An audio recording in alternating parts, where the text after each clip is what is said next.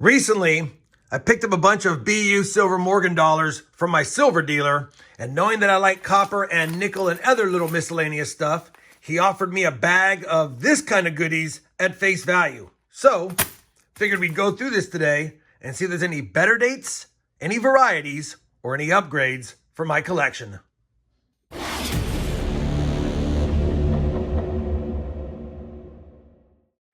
Hey everyone, it's RobFindsTreasure. Welcome back to my channel.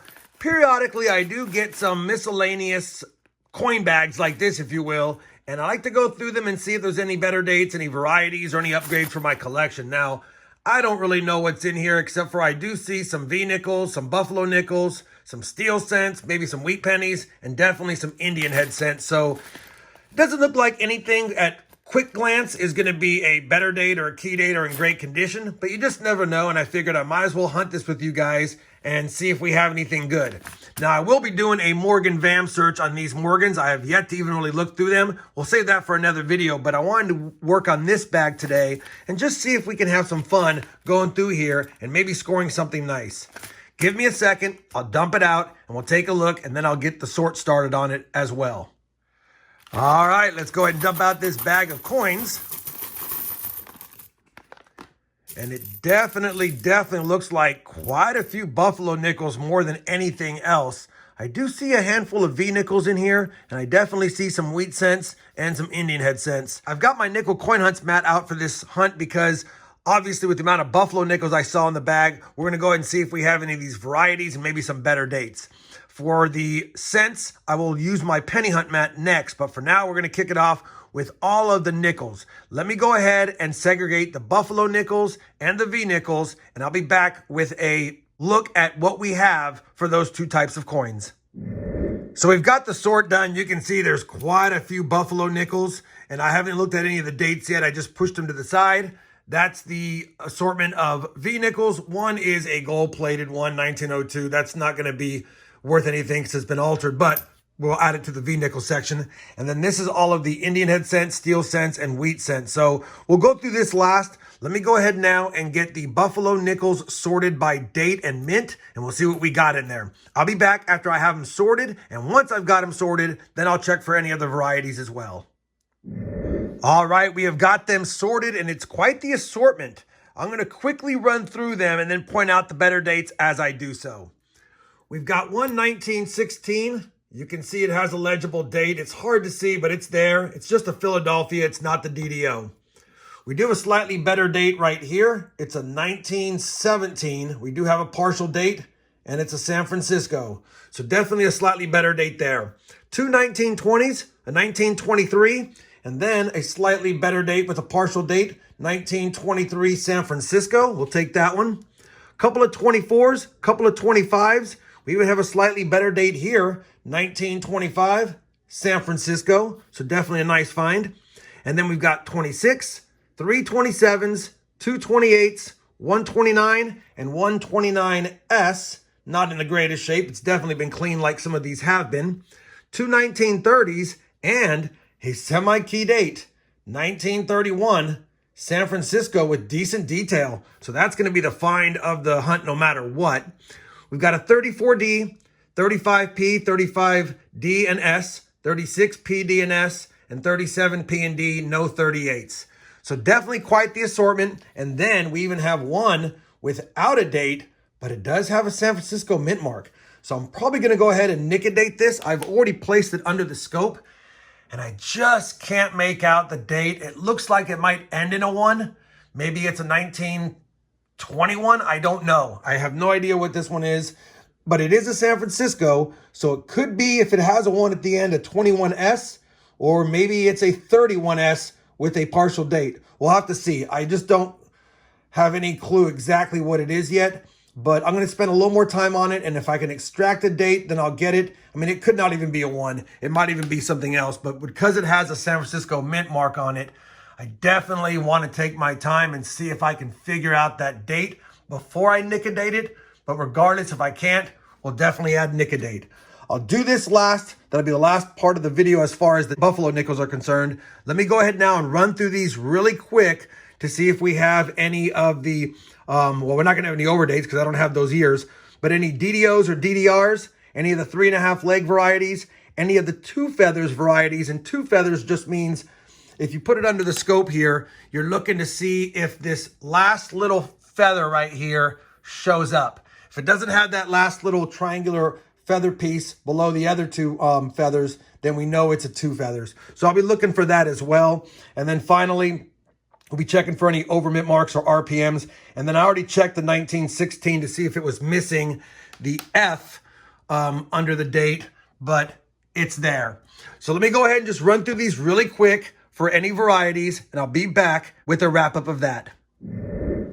Well, unfortunately, I've gone through all of the nickels in front of me, and none of them were any varieties. And, and I don't expect to find varieties, especially in lower grade qualities like these ones, but I still wanted to take a peek. That being said, we did get 1, 2, 3, 4 better dates in the lot, and I'll definitely take that. And now I need to use my nic-a-date right here and see if I can extract the date. And after further scrutiny on this, it might not even be a 1 at the end. It could be anything. I think it's just a little bit of damage. So we're going to see if we can get any kind of date on this. And typically when you nic-a-date a coin, you're applying an acid, so you are defacing it pretty much. And at best case, no matter what it is, it's only going to be worth about 10 to 20% of the original value. But it's heavily circulated. It's got scratches on the reverse. I don't really care. I just want to know the date on this coin to see if it's something that we could use for the collection or if it's a better date anyway. Let me go ahead and do that now. I'll apply the nic-a-date, and then I'll be back to let you know what it is. All right, we have applied the nic-a-date, and you guys can probably see it. It's going to be a 1925S, so a slightly better date. We already had a slightly better date 25S in better shape, but definitely a 1925 San Francisco. So at least now we know what it is, even though it's been nic-a-dated and damaged now. We just needed to find that out. I'm going to go ahead and compare all of these nickels to my personal nickel collection. I doubt any of these will upgrade, since only the ones that I would even think would upgrade would be the slightly better dates and the semi-key date 31S. Outside of that, though, we'll still take a peek. And after I've done that, I'll bring it back in and we'll take a look at the V nickels next. So I'm back. None of the Buffalo nickels from today's hunt could upgrade my personal collection, but I went ahead and plugged in the best examples from today's hunt into this Buffalo nickel book. And I also added a couple of duplicates that I had from my extra rolls that had dated Buffalo nickels in here as well. So we definitely have 31 Buffalo nickels, not including the 31S, which would make 32, but that is a much better nickel, much better date in decent condition. So I'm going to keep it in a flip versus put it in the album. I will say we did add some of the better dates, including I had a nic-a-dated 24S. Unfortunately, it's nic-a-dated, but I figured I'd plug it in there as well for funsies. 31 Buffalo nickels in the book, 1 extra one that's a better date. Not a bad little hunt. Now we'll move on to the V nickels. Let me get them sorted by year, and we'll see what we got over there next. Well, nothing fancy in the Buffalo nickels. We've got some 1912s. None of them have a mint mark. 11, 10. We also have 07, 6, 4. That gold-plated 02, an 01, and the best one, because it's pre-1900s, although it's really slick, is an 1899. So nothing really fancy there. I think what I'll do is I'll grab my surplus V-nickels and see if I can make a streak or a lot of 1899 all the way to 1912. I'm going to do that off camera. I'll make a little lot for that, and then we'll move on to the wheat cents and the Indian head cents next. All right, we are back. I have my Lincoln Penny Coin Hunts mat out here to do the search. These are all of the steel and wheat cents that are on the right. These are all of the Indian head cents on the left. Now, obviously, we're looking for anything prior to 1880 or an 08S or 09S. I highly doubt we had that, and nothing looks that fantastic, but we'll go through the Indian head cents next and then move on to the wheat cents and the steel cents after that. Let me get these sorted, and I'll be right back.